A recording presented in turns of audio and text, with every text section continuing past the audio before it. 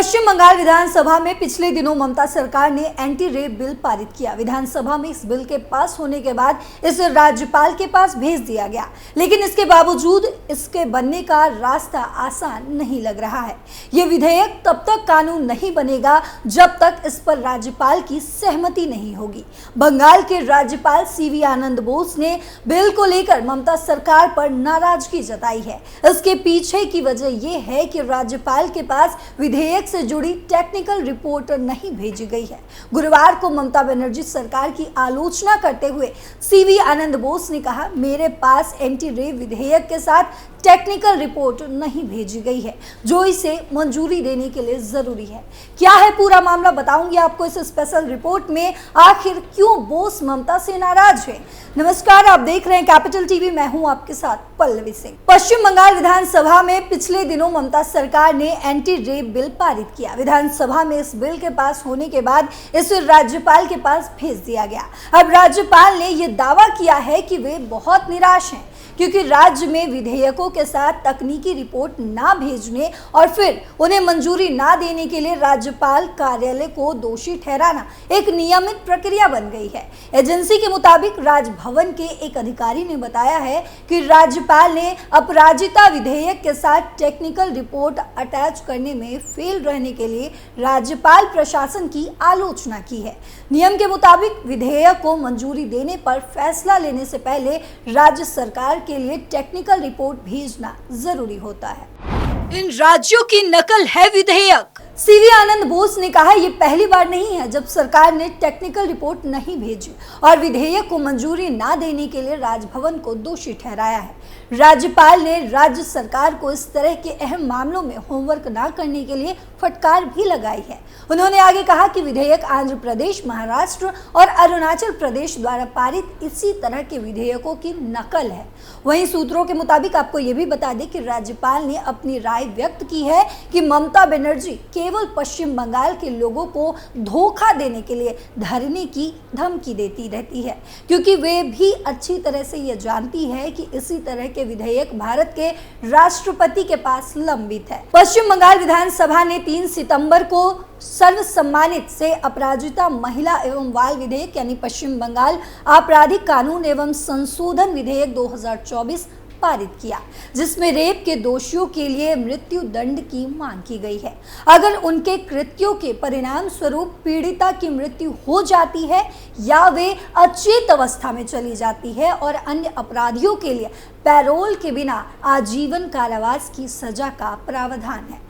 प्रस्तावित कानून की अन्य अहम विशेषताओं में प्रारंभिक रिपोर्ट के 21 दिनों के अंदर रेप के मामलों की जांच पूरी करना, पिछले 2 महीनों की समय सीमा में कमी और एक स्पेशल टास्क फोर्स शामिल है जहां महिला अधिकारी जांच का नेतृत्व करेगी।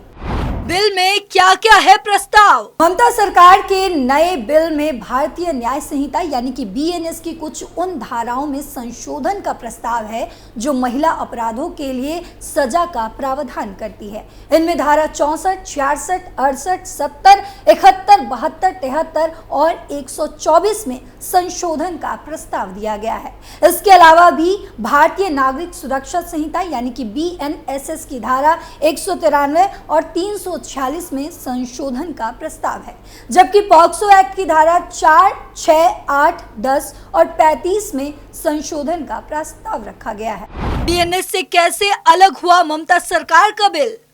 दुष्कर्म की सजा। धारा 64 में दुष्कर्म की सजा का प्रावधान है। इसमें कम से कम 10 साल की सजा का प्रावधान है, जिसे उम्र कैद तक बढ़ाया भी जा सकता है।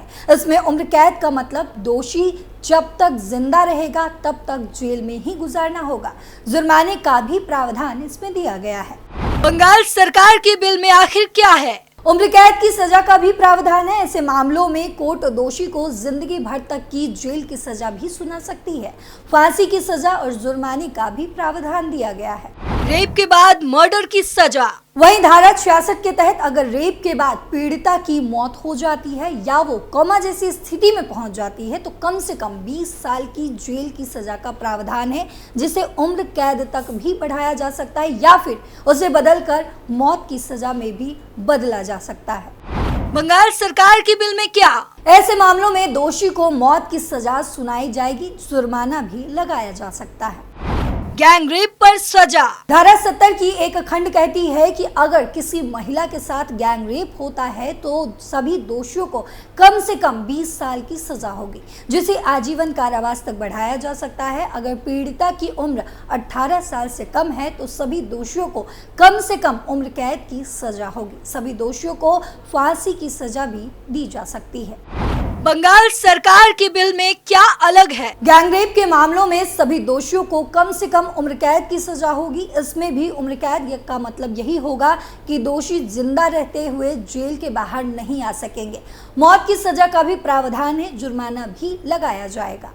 बार बार अपराध करने वालों को सजा। वहीं धारा 71 के मुताबिक अगर कोई व्यक्ति बार बार दुष्कर्म का दोषी पाया जाता है तो उसे कम से कम उम्र कैद की सजा होगी, मौत की सजा भी सुनाई जा सकती है और इसमें जुर्माना भी लगाया जाता है। बंगाल सरकार की बिल में आखिर क्या है? ऐसे मामले में दोषी व्यक्ति को ताउम्र जेल में ही गुजारने होंगे, उसे मौत की सजा भी सुनाई जा सकती है और जुर्माने का भी प्रावधान है। पीड़िता की पहचान उजागर करने पर सजा। अगर कोई भी व्यक्ति दुष्कर्म या गैंग रेप की पीड़िता की पहचान उजागर करता है तो दोषी पाए जाने पर 2 साल की जेल और जुर्माने की सजा का प्रावधान है तथा धारा 72 के खंड 1 में ये दिया गया है। बंगाल सरकार की बिल में आखिर क्या है? ऐसे मामलों में दोषी पाए जाने पर 3 से 5 साल की सजा का प्रावधान दिया गया है, साथ ही जुर्माना भी इसमें भी लगाया जा सकता है। कोर्ट से जुड़ी कार्यवाही छापने पर सजा। ऐसे मामलों में मंजूरी के बगैर कोर्ट से जुड़ी कार्यवाही छापने पर 2 साल तक की जेल की सजा हो सकती है, साथ ही जुर्माना भी लगाया जा सकता है। धारा 73 में इसका प्रावधान है। एसिड अटैक पर सजा।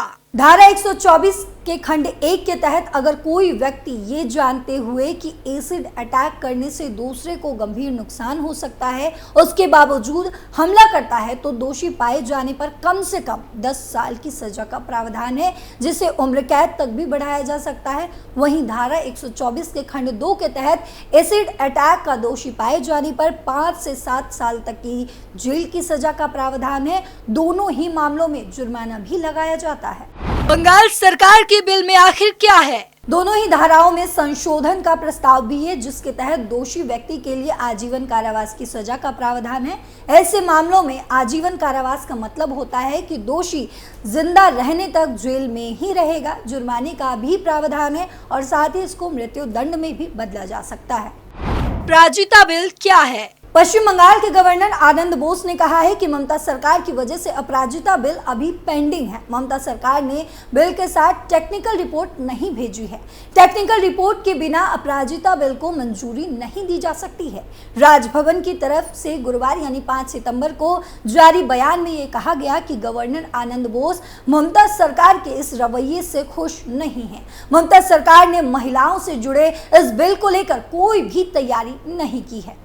ममता सरकार पहले भी करती रही है ऐसा। पहले भी ममता सरकार ऐसा ही करती आई है। ममता सरकार ने पहले भी विधानसभा से पास हुए कई बिल की टेक्निकल रिपोर्ट राजभवन में नहीं भेजी थी, जिस वजह से ये बिल पेंडिंग हो जाते हैं। ममता सरकार बाद में इसका आरोप राजभवन पर ही लगाती है, जिसकी वजह से आनंद बोस लगातार नाराज नजर आ रहे हैं।